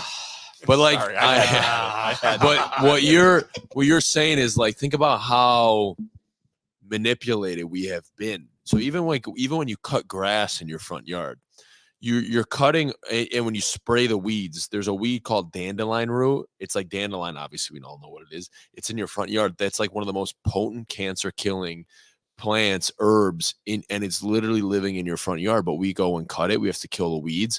And we fertilize our front yard.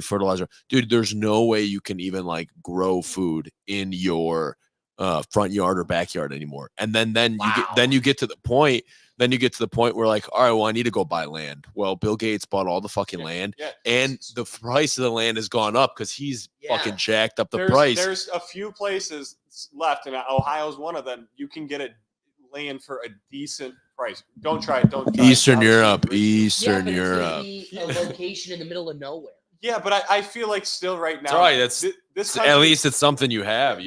This country sucks, but at the end of the day, we still have the largest silent army known to mankind ever. Sleeping dragon. And that's every United States citizen that has a gun, that when they know something's about, they're all going to come together. And yeah, you can drop a bomb on them, sure, but that's a lot of people that I'm not sure anybody realizes in the world. I think that's why a lot of people don't mess with us, is because I wouldn't say it's other people. Yeah. Idiots, though. That's the problem. Exactly. And that's why they're invested in making us dumber, Yeah, fatter, weaker, slower. correct. Yep. Like, Well, no, but think about if they like push the no gun laws, like, all right, well, the people have no power anymore. Like, imagine if they just start taking guns away from people, they can automatically do martial law, and then they can control the whole. What I was saying is the reason they're not doing that, and they if you try, because they still, they're fearful. There's the 60% of this country who they can't speak up because their businesses will be ruined. That, right. And where the political correctness has gotten to, those people all will tell you, you can do this, you can do that, but you don't come to my front door because you don't want to know what's coming through the other side of it. Yeah, it's a bullet. Yep. And especially in Texas and some other countries, Florida and some other places, that's where you're going to see a lot of these people move to. And then when they're all combined into one area, outside of dropping a nuke on them, good luck. Yeah. Good luck. And we got the nukes, so also good luck. Well, right now Did you guys see Oppenheimer, by the way? Dummy who's got the codes to him. What are your thoughts? Oh, it's the worst movie ever. What is it? Elaborate. You got it. You have Oppenheimer. Oh, I've not seen Why? Oh, Is it's it, fucking is it terrible. Because you thought it was a propaganda film. So much propaganda. So much. And then half the movie, like, you're like switching colors, like filters. Like, this is one thing. Did you hop over to the Barbie movie next door then? No. That was like that was even worse. That was even worse. That was like a psychological experiment, dude. Yes. I'm telling you, they wanted to see who's going to Oppenheimer and who's going to Barbie. They know who bought those fucking tickets. They know. And both of them brainwashed you. It sounds like I didn't go see either. But you're saying that one. I was in Serbia. I was in Serbia at the time, and I mean, like Serbian people are more, let's say, like woke or open-minded. Awake, damn yeah, awake, yeah. So it's like, but woke in the sense of just more like conscious, right? So not the bad one. And we were watching the movie, and we're like, and legitimately, like, they switched like the filter, the color of the movie like 15 times. It was so much propaganda based. And at the same time, when the bomb went off, it went silent for like 20 seconds. Yep. I'm like, dude, this is the biggest part of the movie. And like, you can't even hear anything. We thought there was like the volume cut out. Yeah. We thought the volume like cut out on the movie. Did you listen to it in English? English, yeah. Is that what most theaters are English? Yeah, but there's like there'll be like Serbian translations, subtitles. Yeah. Okay. So fucking yeah. So subtitles. I want a little zhuzh of a conspiracy theory I hold with that movie. Okay. When you go watch that movie, so up until seeing that movie, right? My whole life, I don't think I'm an idiot. I'm not the most educated person, but I'm definitely not an idiot. And I've had my ear to the ground. My entire understanding up until that movie was Albert Einstein was the pivotal factor in the creation of the atom bomb. He was the creator of the atom bomb, if not the pivotal piece. What did that movie do? Because while Albert Einstein is dead, the character and what's the language I'm going for? The like property, the like digital like the property around his name, likeness, everything about Albert Einstein, what you could capitalize on, like you would say, is the trademark of this guy. Right. Somebody owns the name, the likeness, and work of Albert Einstein.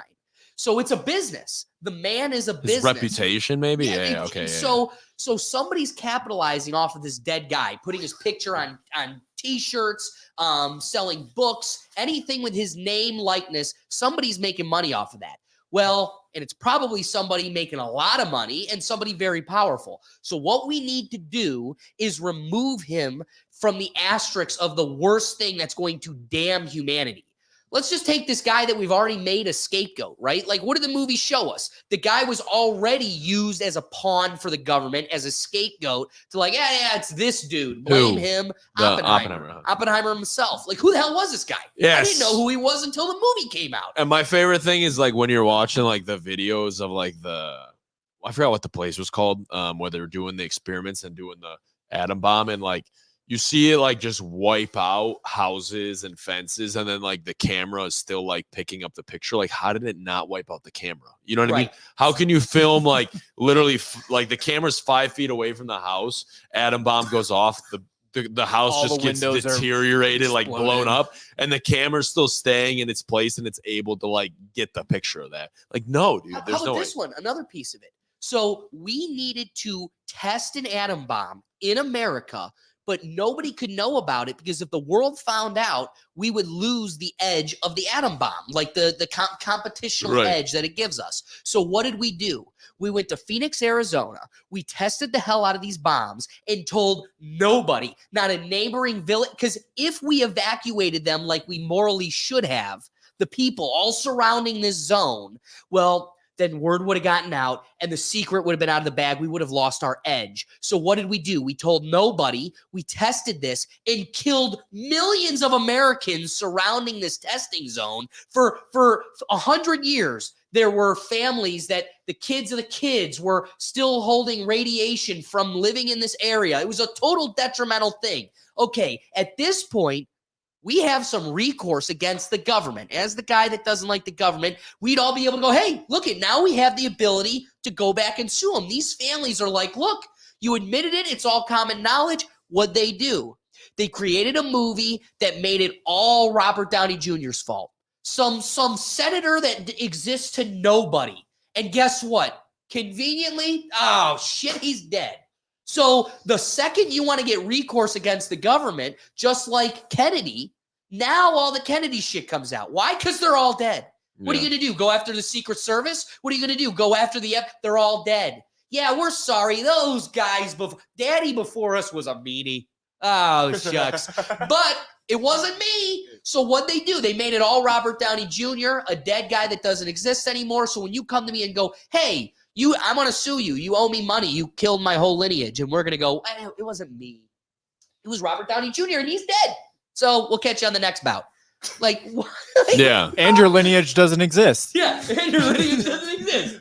This is off topic, but I have a suggestion for another episode. Yeah. And I want everybody to watch. If you haven't watched it on Netflix, it's called White Boy. What is it called? White It's Boy? called White Boy, but it's about he started as a 14-year-old as an informant for the FBI in Detroit, Michigan, for basically cocaine. Okay. And he was at 14. His dad was an informant too, but it was more of selling guns. And that's how this 14-year-old got Grandfathered in. Basically, yeah, good word to use. Yeah. And so an FBI agent came to a meeting with his dad and basically saw that the son knew more about like all these different gangs than his dad did. So they made him an informant.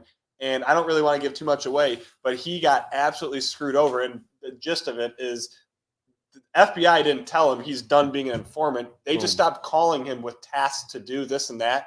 All of a sudden, a year or two later, they set him up. Everyone thinks it's a setup.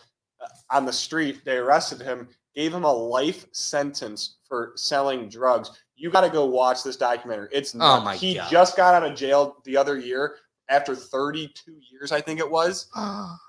And there's somebody who literally admits he was a hitman. Okay, he admits he was supposed to kill this Rick Warshire is his name, I think. He was supposed to kill him twice. Okay, the one time the gun jammed up. They were driving by the car and the Uzi jammed up. The other time he was in court and he was sniping from far away and he was going to snipe him as soon as he came out. Well, he got convicted that day and went right to jail. So when you go right to jail, they took him down beneath and you go right to jail. So he never came outside. So the two times he got away with it, you got to go. Now the hitman's admitting, I think, because some of these people are dead now that were on his side. He's saying, and he's also out of jail too. Earlier than the guy who was selling cocaine, who murdered. Somebody. Seriously, you got it's only like an hour long. Oh, I'm watching. I don't even like. Yeah, but Ricky the White Boy. Like it's just Ricky the White Boy. Is that what it's called? That's what Netflix. Ricky said. Netflix is putting out. Bernays, is that the last name? The last name Bernays. This guy is the father of propaganda. He literally created the term, the concept, and perpetuated. He's written the book. Yeah. He is. Who is the guy? I know. I Edward agree with you. Bernays. I agree That's with you. the name. But who is that? Guess what? The Bernays family is the family that owns Netflix. Oh, okay, yeah. So I agree with the you, but father I of think this one propaganda goes maybe Different. It's just different. it felt like it was more on my side of the world than anything Right. else. I got you. How I'm I gonna look watch at the that. world. Yeah, it was. But again, this Because is they're not what's going to sad. release information that they like and make it global information through Netflix unless they want you to hear it. No, You know what this- I mean? Yeah, that's this- true. For 30 years, there's people begging to get this dude out, but because the people in Detroit that were in law and in politics, the FBI people knew that this was fucked up and you shouldn't. There were multiple judges that tried to get it overturned or resentence him. That's what one woman called it, resentence him, because a law got changed in 1998 that you can no longer give life sentences for nonviolent crimes. Right. Okay. So everyone was supposed to go up for probation at this point, parole. Sorry. And everyone was supposed to go up for it, but they wouldn't give it to him because, dude, this dude knows everything about the Detroit FBI and everybody else. I'm telling you, it's a great watch. And that's just a nobody, right? Like he's a nobody that was first assisting the government, but when the government got bored with him or moved on from him or didn't like him, they just threw him away like a pawn. Think about how many people that happens to en masse across a tribe of 350 million with an entity, an agency that has no emotion or empathy towards the people that it's supposed to represent. Right? You're just a pawn. I could throw you away. That's really scary. And the value to like a story like that, yeah, it's a drop in the bucket. Yeah, it's a small town, nobody. But it really makes you question on the macroscopic level, how much is that? How often is that happening to the regular man across our country? And how many people, like another thing we talk about, the same people that own all of our record labels are all the people that own the private jails. That being said, I heard about you this, don't think there's people invested in just like, yeah, just throw them back in the jail. I'm going to get paid from it. Like Right. they're nobodies when we're done with them, or we don't want them running their mouth outside. Like they could easily run your car off the road, but that's just too much work. Just make a kangaroo court, stack the cards against them, and throw them in a concrete box where they'll never be heard from again. Used to think that it's not what you know, it's who you know, only related to business, but it's literally everywhere you go, especially in politics and the law. It's not what you know, it's who you know. You know the right judge and the right lawyer and the right that's why I'm like FBI people and the right people are higher than that. that's why I got a couple camera tickets from the Garfield Heights clerk of municipal court, and I'm trying, you know what I mean? Like it's I know. so that's this you're talking about, like the common man, you know what I mean? Like they're just beating me up, man. The Matrix is trying to kick my ass. It's unbelievable, Top dude. key over here. The Yeah. Matrix is holding me The down Matrix for is my holding me pizza down. box. Yeah. So, do you have any wrapping thoughts as we close out here? No, it's I don't know when the last time I was on the podcast, but no, I'm grateful that you guys called me back. I couldn't be more grateful. Thank you for letting me co-host. I thought we had a pretty good discussion. I think we just kind of like always end up going on different like tangents. Like we'll start off with one topic and then we end up just talking about something way out in like left field, which I love because it kind of like in a way it flows, but and then always at the end we're like always end up coming back to the original question, which it may be tough to like keep up with, but I think we did an all right job today. So that's pretty much all I have for myself. Yeah, I can appreciate from that thought that I like we still managed to get in Taylor Swift occult concerts. Brian, any wrapping thoughts?